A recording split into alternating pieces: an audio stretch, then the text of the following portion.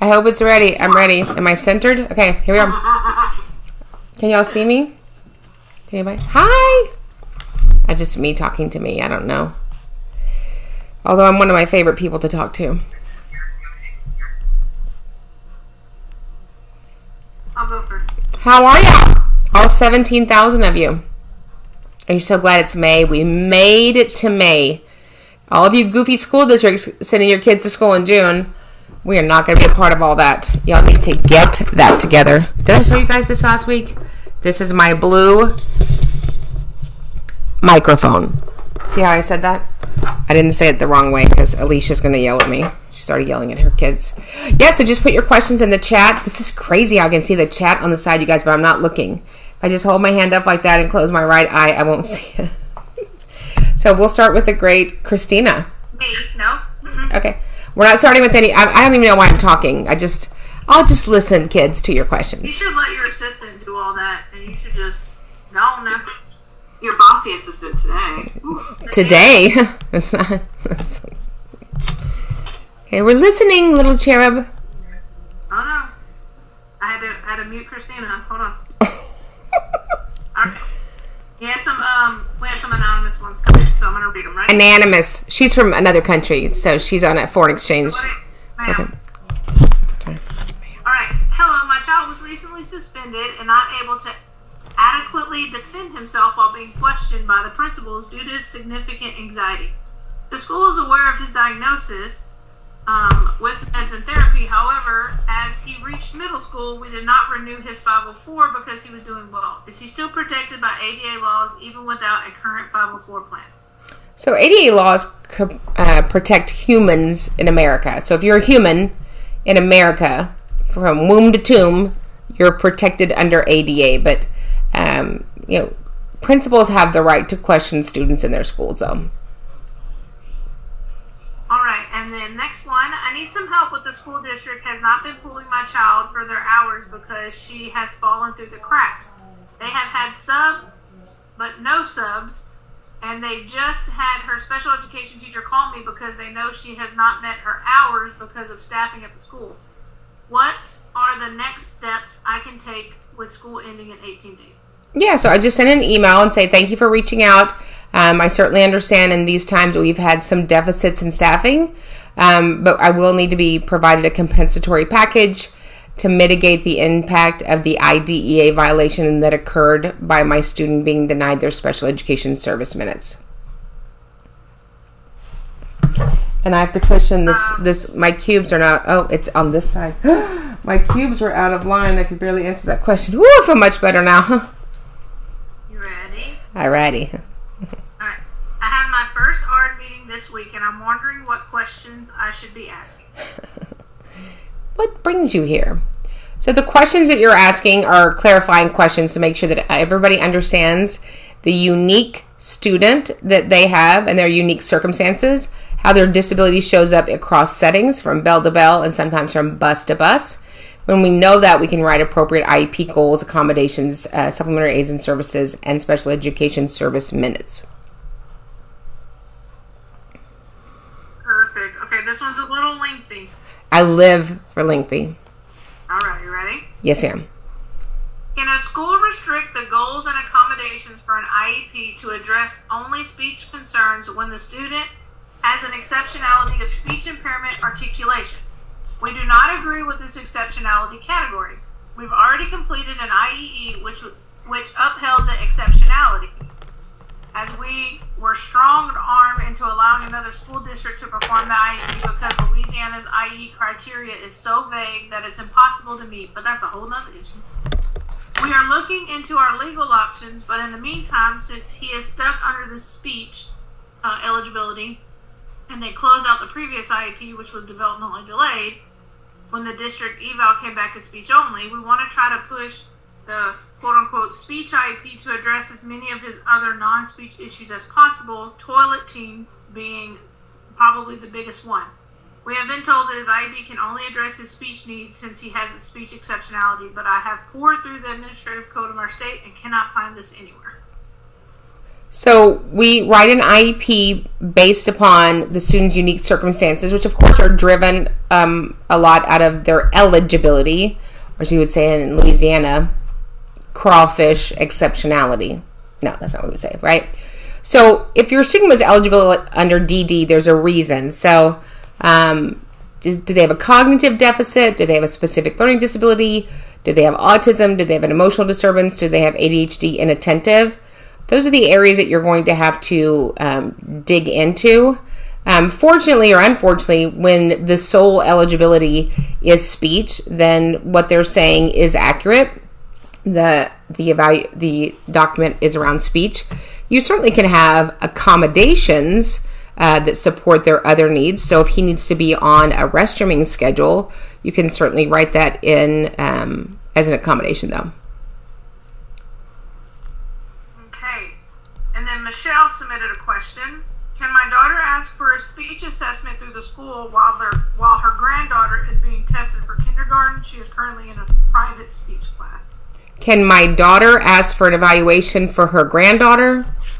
Yeah, so it's the grandma's asking, can her daughter, who's the mother of the child, ask that her granddaughter be evaluated through the school for a speech, because she's currently getting speech services outside the school system.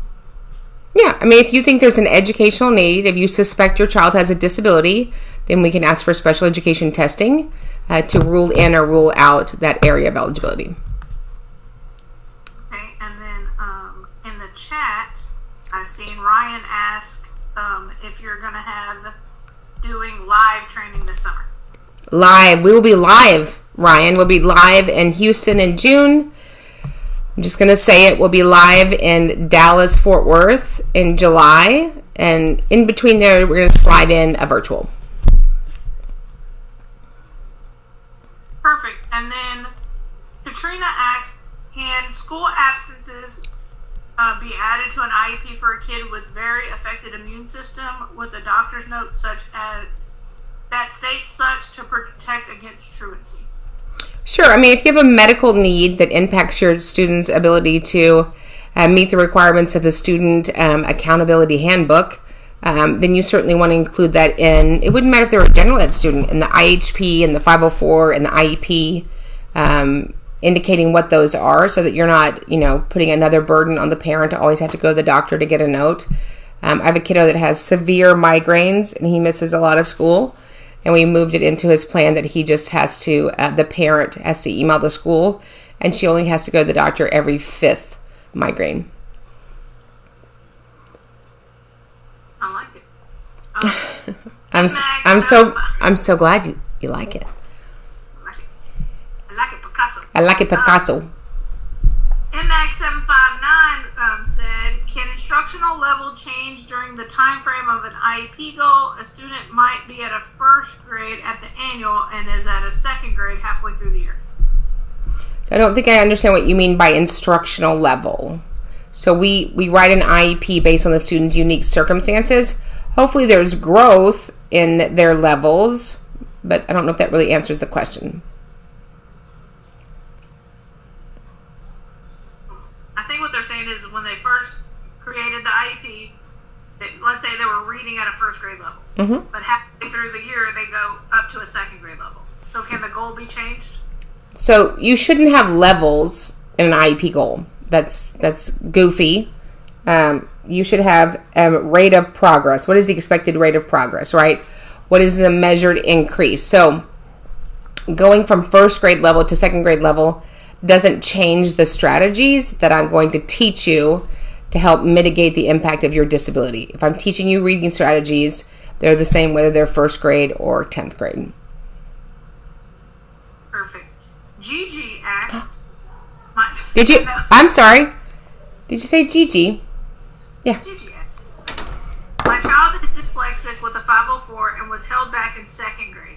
How can I get her moved up to her actual grade if she's a star student? Oh, thank you for the crown. I'm sorry, I got distracted. Somebody crowned me. Can you ask me that question again? I think I was the one that accidentally crowned you. No, LMNO sent me a little crown. Thank you. Aw, so sweet. Because I was like, I don't know what I just did on my phone. Okay, so Gigi said her child is dyslexic with a 504 and was held back in 2nd grade. How can I get her moved up to her actual grade if she's a star student? You can't. You can't. We don't skip grades going up. We haven't done that in a very long time. But she can be a star student where she is. That's right. She's amazing. Right where she's at. I'm going to ask 2 more and then pass it on to Bonnie.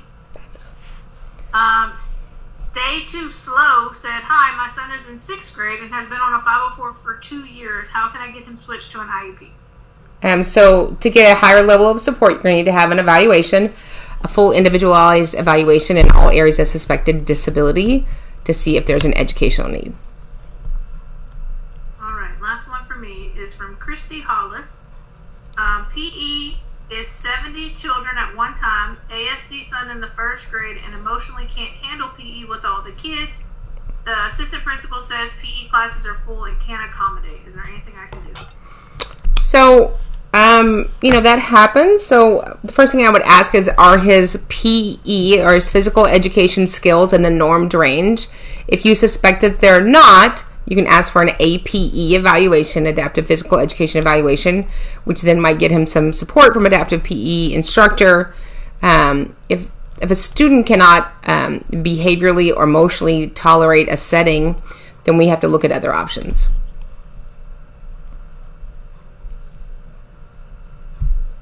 All right, so first one that I see says, can a 504 be given without parental consent? No.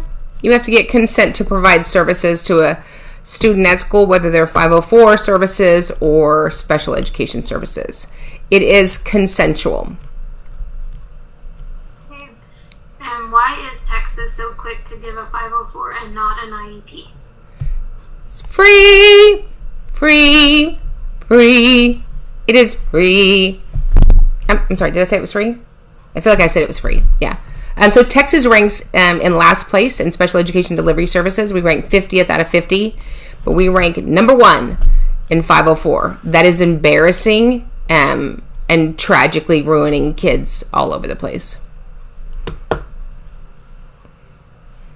Susie wants to know, can a special needs child be denied an end-of-year field trip with the rest of gen ed classes? Not based on disability. Students are required to have equal access in America.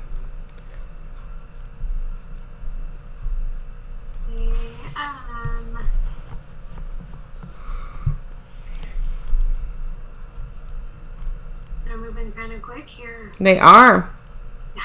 When you move from out of state with an IEP, what happens to the original IEP until a new one is put in place? So the IEP is the student's IEP, right? So when we move from Pennsylvania to Missouri, then Missouri must accept the IEP from the other state, other district, other location, and do their absolute best to match services, supports, and time. And then they have 30 days to review it, see if we need to do new assessments. And then at 30 days, you'll have, that's called a transfer IEP.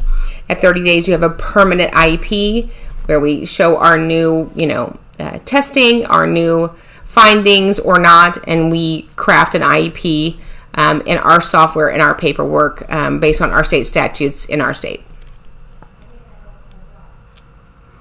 Phoenix is asking that she requested an IEP meeting 42 days ago and still has no meeting scheduled. What should be her next step? So my next step would be, hi, this is my 17th request for an IEP meeting. And I would send that on the hour. This is my 18th request for an IEP meeting. This is my 19th request for an IEP. About after 3, I just reach out to the secretary of the superintendent. Not the superintendent, but the secretary. And I say, if I don't get a response by 5 o'clock today, this is going to be a violation of my civil rights, and I will have to reach out to them. It's amazing how that little phrase moves things right on up to the front of the line. But don't call the superintendent. Call the secretary. Janelle is asking, if my child opts out of the STAR test or high school state test, does it affect them going to college? So college is based upon the college requirements. So to graduate high school in the great state of Texas, you need 22 credits. That's it. That's it. The rest of it is, say it with me, propaganda. You should look that up. It's a big word for lying. So you can earn your 22 high school credits as a 6-year-old. Once you've earned those 22 credits, then you pass the requirements in Texas for a graduation diploma. Now, state testing is a massive moneymaker.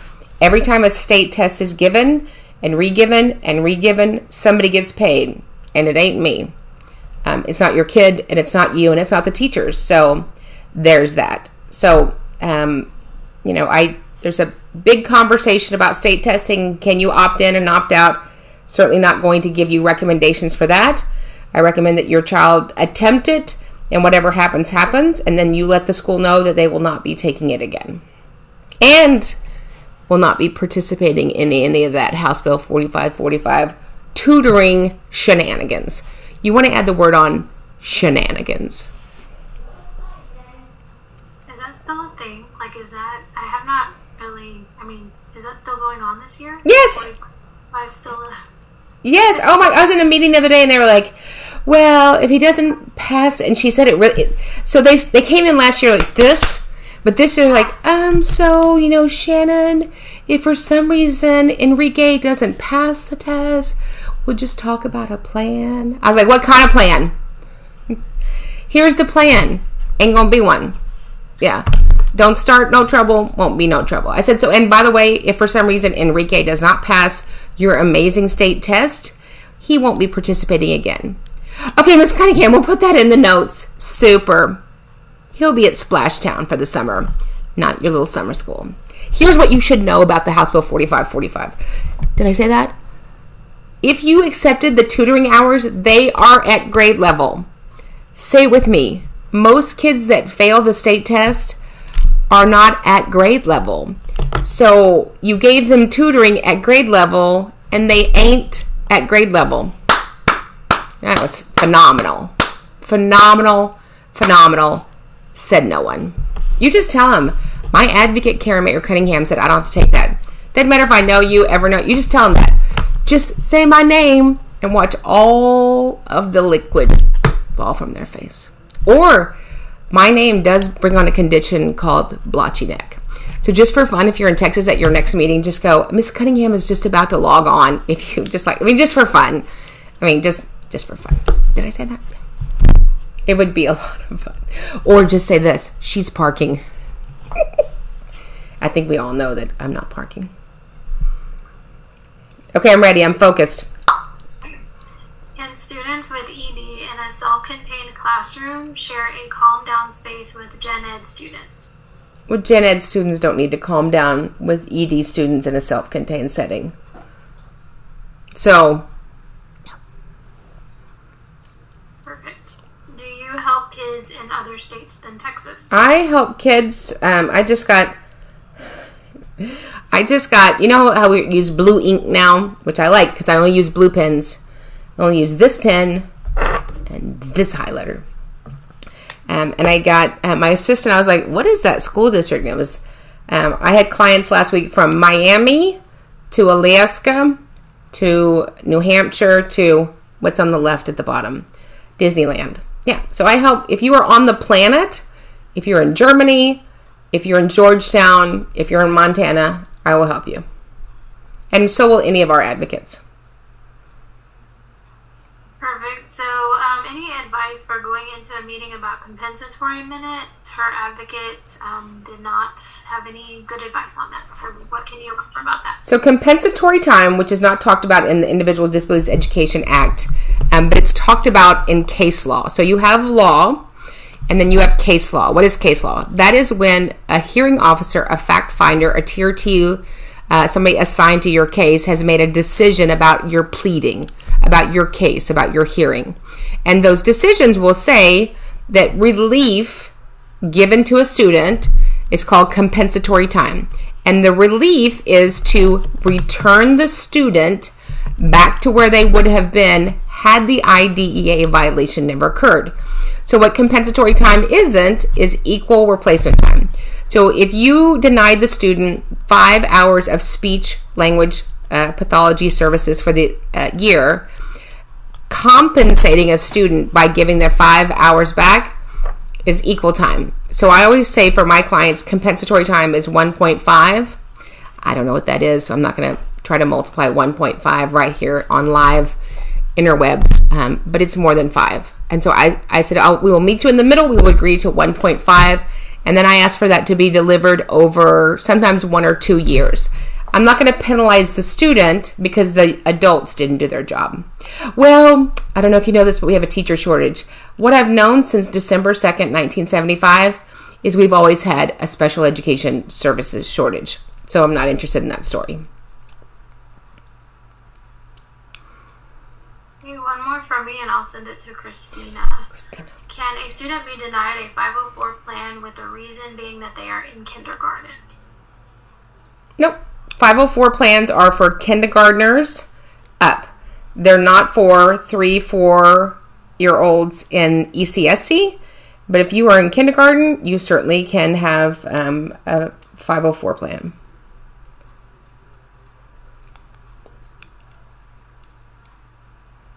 Okay, Christina, look at Christina with her little puff sleeves. What's next? A bow? I feel like she needs like a mum on. Look at that. She's definitely Miss Texas right there. No, because I don't have any hairspray and I haven't back home. Oh, I have some. I always have it within. I know you do. This hairspray is called Hold On. Hold On. Shannon's not even looking. Shannon. Hold on. Hold on. Reminded me of White Rain. You can White Rain. Oh, I never did that. I had different standards. Aquanet. I would use White Rain in a pinch, though. That's right. Any port in the storm. Yes. Okay. So, we have a question. What is the difference between a 504 and an IEP? So, 504 is a civil right. So, it says that you cannot be discriminated based on your disability in receiving accommodation. So, you have an identified medical condition that impacts one of your major life areas, and it rises to the level of needing accommodations at school, something more than just the general education teacher would provide the classroom. You could have a medical plan under that, although anybody could have a medical plan. You could have a behavior intervention plan. There's no goals. We're not tracking anything. There's very little measurements of success. I find most 504 plans, when I get them, are really just good teaching. A 504 plan doesn't even have a set of educators that must come to the meeting. It just says a group of people that know about the cherub. It has different language than that. They can call down your child at any time and just have a meeting with you, your 7-year-old, and some school-based members without ever telling you. I don't like that. But it is for some people. So, probably if you've got a kiddo that is just in need of dyslexia services, I'd be on board for that.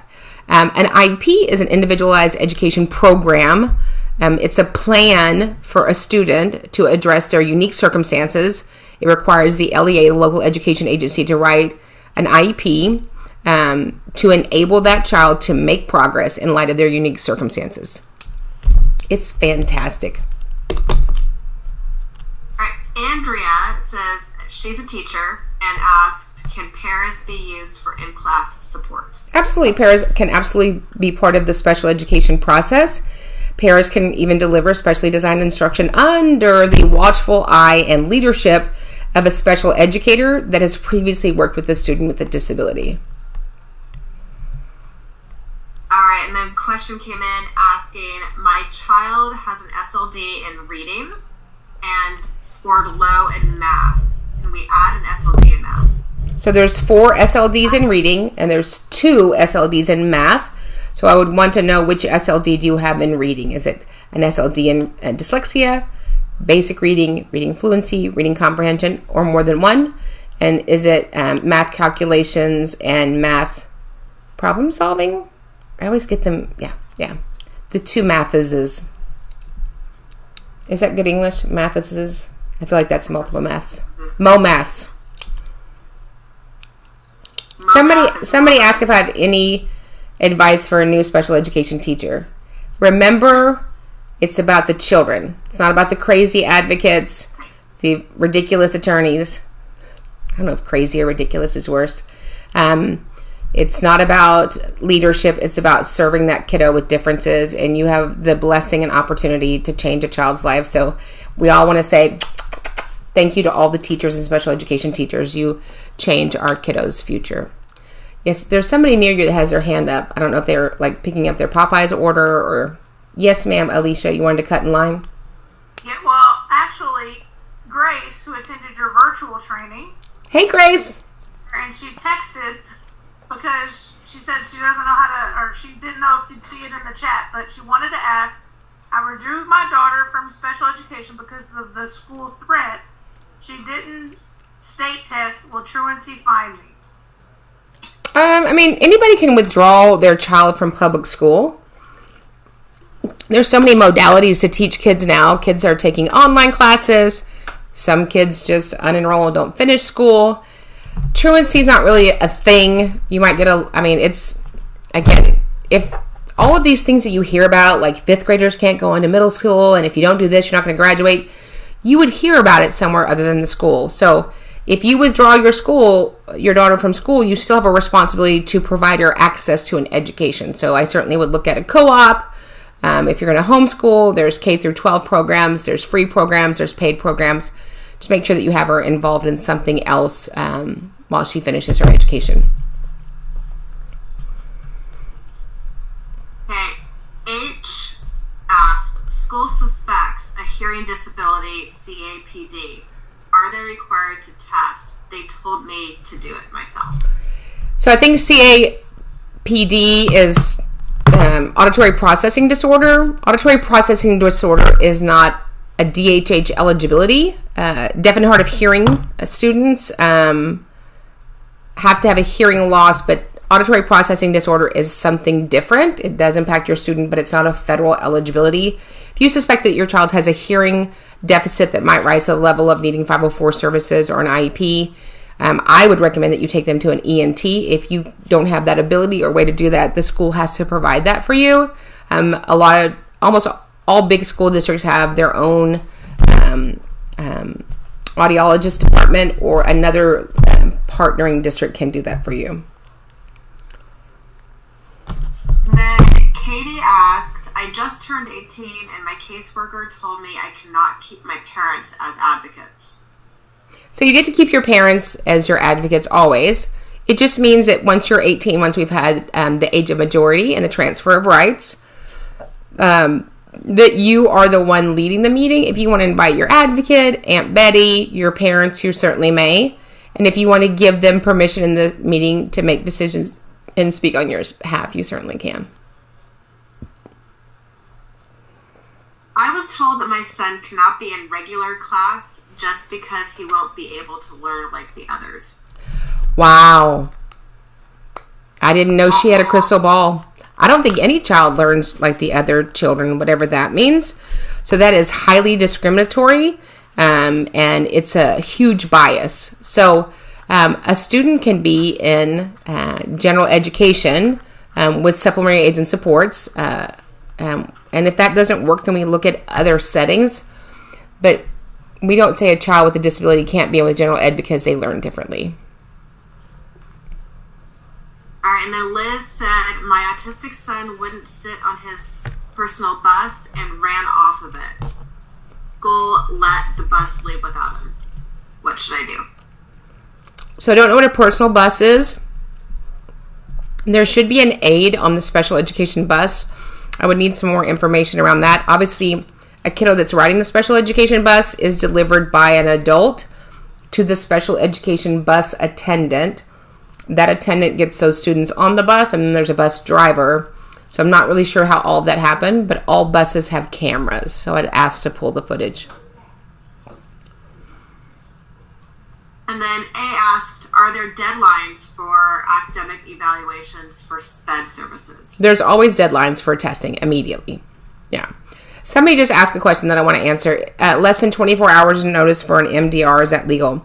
You have to be provided 5 days written notice of any IEP meeting. An MDR is an IEP meeting. So without that 5 days written notice, it's a violation of your procedural safeguards and rights. And several people have asked, what is my opinion of life skills?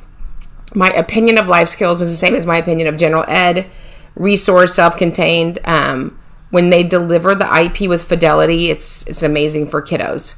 So if that is a setting that your student needs to access functional needs, functional academics, then I certainly think that's worth having a conversation with the team. And then how do I get my students evaluated for speech? Yeah, so you would email and say, hi, this is so-and-so. This is my formal request for my student to have special education testing, areas of suspected disability or communication, and possible learning and attention issues. We look forward to coming in and signing notice and consent. All right, and then my favorite, and then I will... You have a favorite? Is that right? I do. Is that... I do. You know I get happy when I see AAC questions. Yes. And then I'm going to pass the baton to Miss Shannon. Yeah, look that way. I'm looking at you. Do we have batons? Did we order batons? Did those come with the pool noodles? And the jackets. Jackets.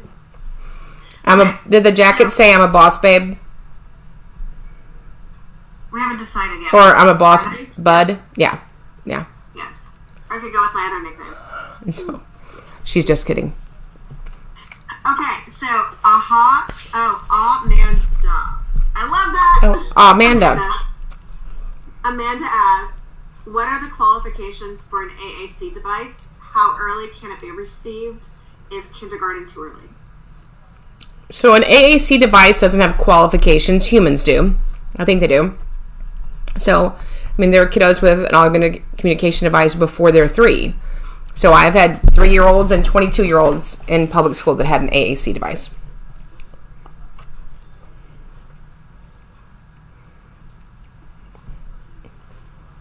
Okay, I'm up. I'm up. Can the school change placement? Can the school change placement for a student with autism that is highly disruptive in Gen Ed? A school can recommend to the committee a change of placement when that placement is not successful for the student with a disability. Does the student have the right to be in their IEP meeting? The student has the right to be in the IEP meeting based on the parent's preference. And somebody said they've been a para for 39 years. Can I just say thank you for serving our kiddos?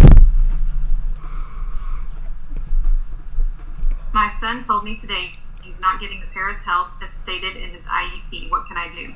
So I would reach out by email and just say, it's been brought to my attention.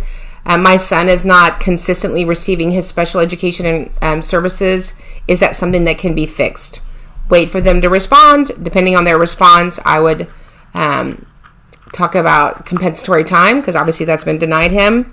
And if that's not amenable to the school district, I would file with the U.S. Department of Education Office of Civil Rights, because that's a violation. Okay, this question's from Texas. RTI info was omitted from the evaluation, and my child was DNQ'd through PSW. Is this right? I don't know what PSW stands for, but if something is omitted from the evaluation, you can add it by an amendment, by an addendum. If you disagree with the evaluation, then you want to ask for an independent educational evaluation at the expense of the district.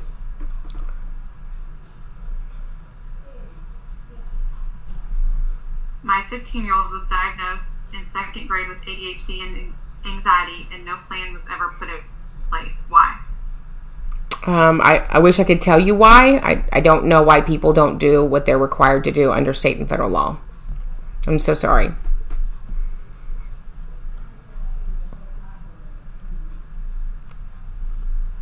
If a child gets SSI, should they qualify for an IEP? Not necessarily. I mean, there are kids that are visually impaired. I just talked to one the other day who is an adult now, and he was visually impaired, but he was also a National Honor Society student. So, but he received SSI, so they're not connected necessarily. It would be highly likely, but not necessarily.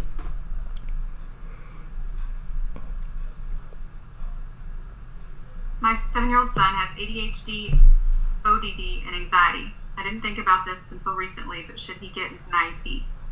I wouldn't imagine that you could have all of those disabilities and not need specially designed instruction. So I would say it's highly probable. My 9-year-old son isn't meeting functional needs or goals in life skills room. Any advice? So we either have the wrong goals or we have the wrong instruction. I would call a meeting to address to see which of those are the problem. What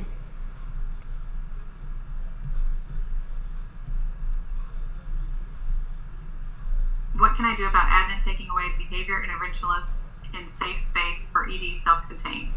So unfortunately, we have a lot of people being removed certain roles. There's a school district I was just notified of that they are removing all the behavioral interventionists.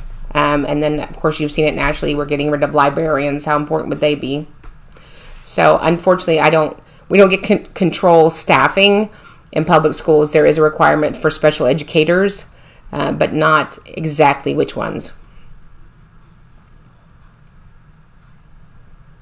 High-functioning autistic son has IEP fit, but not allowed positive rewards for behaviors.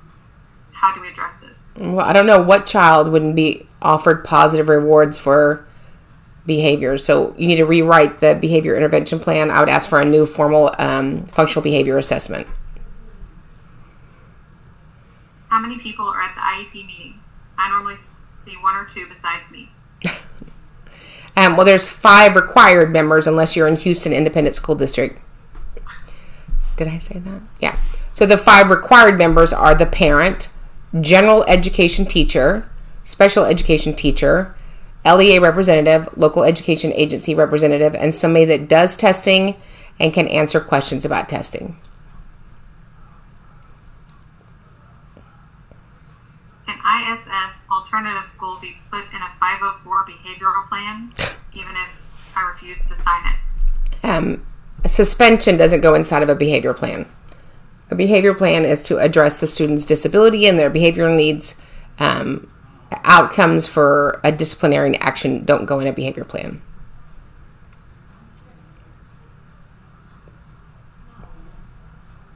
Can a substitute teach SPED students long term? Anybody can teach SPED students if they are a general education teacher or a special education teacher that are implementers on an IEP goal.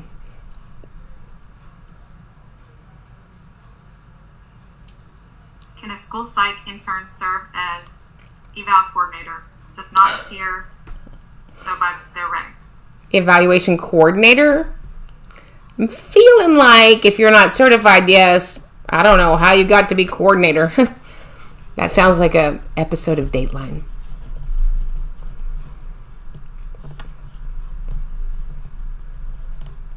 I do know that if you do a really bad job, you will get a promotion. That I know. Okay, here's another one on that subject there. Can a substitute write an IEP, not a licensed special education teacher? Anybody can write an IEP goal as long as the committee be part of writing the goal. I mean, I'm an advocate, so I'm a committee of no one. I can be part of writing IEP goals, so absolutely. Should I request an IEP for ECSE? If your child has a disability and they're in need of special education between the ages of 3 and 5, for sure. Okay, I'm going to ask one more and then pass it to whoever's ready. Who is allowed to edit the IEP? His resource teacher has been editing it. Is that allowed?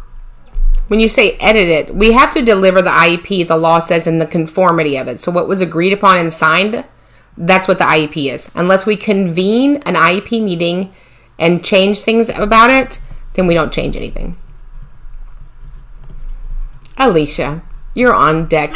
I feel like we should just volley this to Alicia. There. That was a volley. All right. I want to transfer my child to the middle school with a deaf program, but the district says he's immature. What? What does that have to do with anything? If the deaf school is where he needs to receive services for being a student who meets eligibility of DHH, then that's where he goes. Immature. If that was it, then half the people wouldn't be at IEP meetings. But I'm here all night. Just, yeah. All right. Okay. Katie said, my eligibility meeting is May 3rd, which is tomorrow. Tomorrow. The last day of school is May 26th. Does that mean it won't be written until August when school starts? No, the IEP is written. The draft is written. If we agree upon, it can be implemented tomorrow. Thank you, Laura. Submit the questions that we're reading. Well, some of them were submitted ahead of time, so they either messaged them to Karen on TikTok or emailed me at advocate@specialeducationacademy.com. And then the other ones we're just reading in the comments, so just ask and we'll read them. All right, Rhonda Lee said, is there a private school you would recommend for high-functioning ASD in Houston? I feel like this is a trick question. There are schools that may benefit your student. The problem with special education private schools are that they're just special education schools. And not always, but often, those kids make gains in emotional behavioral and come back to public school lacking those state standards. Okay, so I feel like these two questions can be answered at the same time. Are you ready? Same time. I'm going to read them both. Read Do them. they ever give you an actual copy of the IEP, or is it always a draft? And the second one is, do the IEPs have to be signed in order to be finalized? So they give me a full draft copy of the IEP document when we start the meeting, knowing that it's just a draft and all decisions are made in the meeting. You should be provided a final copy within 24 or 48 hours. I sign every IEP. I don't know why lovely, wonderful creators on this app tell you not to sign the IEP.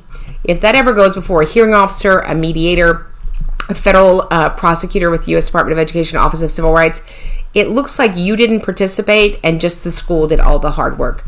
So sign, and sign however you are there. Sign in attendance, sign and agree, sign and disagree, and then capture how you came to that conclusion. But this not signing thing is bad advice that people are giving you. This one says, can a school not have special education teachers at all? Not be a public school. They could be Miss, Sissy Cat's Red Barn readers, but not a public school. Perfect. Allison Shepard Herr said, my son has an accommodation of oral admin and is routinely taken out of his gen ed class by the SPED teacher to read to him. Is this a good practice? Well, if you have oral admin, I'm not going to just read to you in the middle of the room. That would be isolating and embarrassing. So it's going to have to be away from the general population. So that would be appropriate. Perfect. And then Jennifer asked, what qualifies as educational neglect from a district and out of district school? That's a good question. So there are persons in the school district that I file on educator misconduct. If you look at your state's requirements, teachers, when they receive their certification, it comes with a code of ethics. And so when I find a teacher is egregiously in violation of that, I'm going to file on educator misconduct. All right. And then the Robinson said, my daughter has an IEP, speech only, diagnosed with autism, and I'm told she cannot get transportation. Is this accurate? So special education transportation are going to be for kiddos that have needs that are going to be in the neurological space, the emotional space, and the functional or medical space, or severe speech impairment, the inability to communicate. I wouldn't find kiddos with an SLD, one of the 9 SLDs, would meet eligibility for special education transportation. Perfect. And then they also had a second question they submitted ahead of time.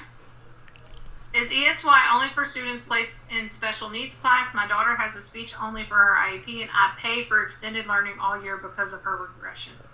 Yeah, so speech is an IEP. ESY, Extended School Year Services, are solely for children that had an IEP. Perfect. And then Amanda Williams said, how do you become an IEP advocate? Specifically in Georgia, I can't find anything online. Well, you can't. There's this thing called www.specialeducationacademy.com. We'll train you in your balcony, your bathtub, a bay, You can come to our 2-day in-person, or 2-day virtual, or 2-day on-demand, and we will get you training for reigning in Georgia. All right, and then user 1662596979941 said, I love them. me too, they're my favorite user. That sounded terrible. 12. I'm sorry, start over. Uh, They're my favorite user. yes. Consent sign 412. The ED won't test until fall, which is past the 60 days. What should my next step to be to ensure she gets evaluated this year? So if you sign consent on 412, they should have given you a date. So a lot of times people don't read what they sign. So there is a way that can happen. We are late in the year, and while it's late, I don't want anything to be rushed, and this is a really rushed time. So even though it's not what you want, I would wait till the beginning of next year to do the testing. Okay. This one is submitted by somebody close to me. Are you ready? I'm ready. Okay. It says, my son is in dual enrollment for Spanish. He's in 4th grade and has struggled all year with writing assignments. I requested testing using the email you suggested on 4/20. I didn't hear back, so I emailed today and they said they scheduled the SBLC meeting for 5/19. His teacher already said she doesn't know if they will test because he hasn't been in RTI yet. What should I do next? I have emails from his teachers all year talking about his struggle in writing, emotions, and anxiety. I'm from Louisiana and love somebody you love. Oh, well, we love that you love somebody that we love, that you love, that you love. So I would take the evidence, which are all those emails, and then I would let somebody hang themselves and say, we can't do that because we haven't done RTI yet. And then I would bust out this letter from January 11th, 2011, which says, hello, from the federal government, you cannot use RTI as a way to stall or wait for special education testing. All right, and then we have Stacy Davison Ray. Says Texas public schools denying kindergarten diagnosed with ADHD and ODD with BIP dismissed to his daycare at the end of school because of behavior. Is there anything I can do? What is that again? So the school's denying her what? So I guess they're denying that the child be dismissed to their daycare at the end of school because of behavior. So kids either ride the bus home or they ride daycare buses to their daycare. That has nothing to do with special education. Unless the daycare says we can't take them. Daycares have no legal requirement to have kids with disabilities. Okay, perfect. Are there specific room measurements for unsafe behaviors at an alternate location on an IEP or BIP? Nope. Mm-mm. Okay, and then I'm going to ask one more, and then we're going to tell them how to join the academy tonight, okay? Okay. Can I ask to be part of my son's school day at least once a week? Yeah. I would say, no, thank you. I don't work there. And even if I could come once a week, you're the one providing the educational product. I would say if you're unable to educate my student for whatever reason, let's have a meeting to look at out-of-district placement at the expense of the district. That was a great response, but I think she was asking if she can ask to be a part of his day. No. You're not the local education agency. It's their job to figure out a way to educate your child. Correct. Administrators refuse to appropriately place my student with behavior issues. I am only resource.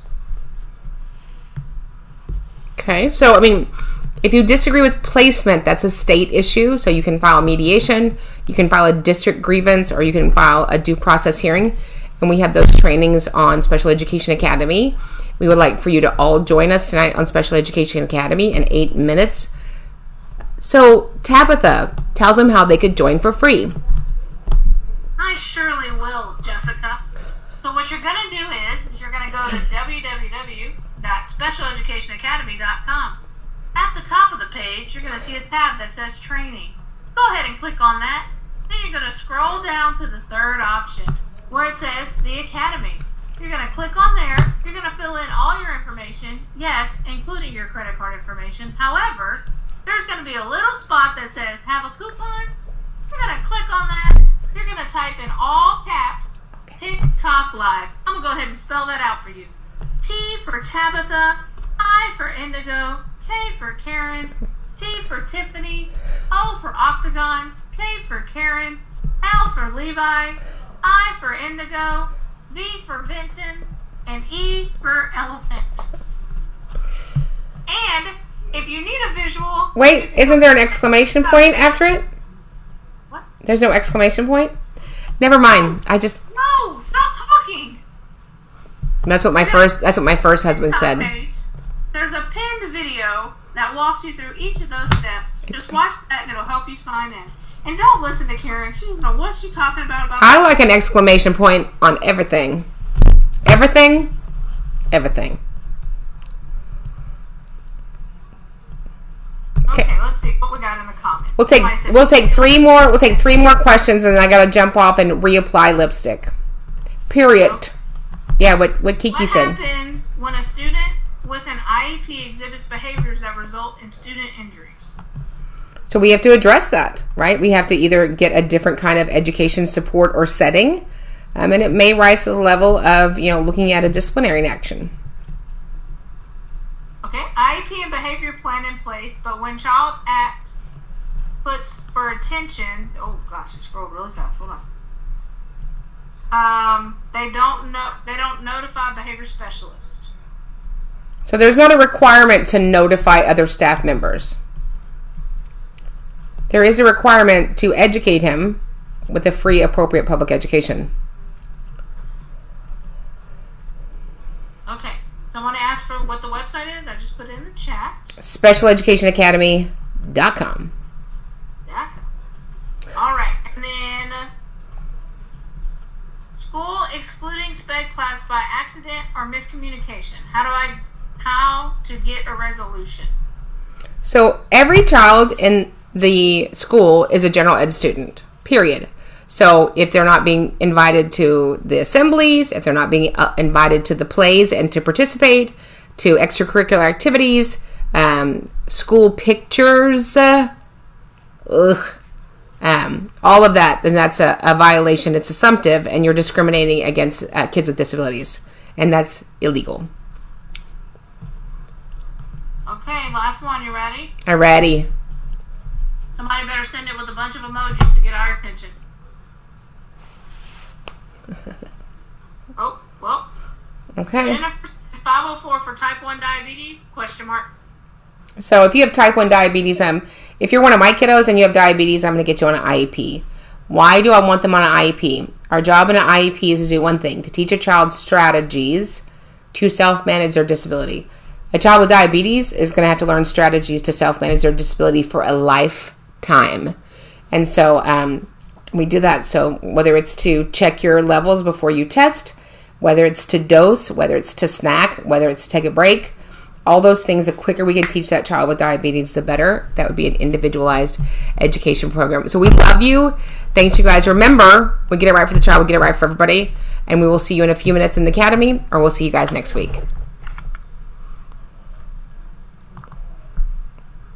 And I have to figure out how to, there it is.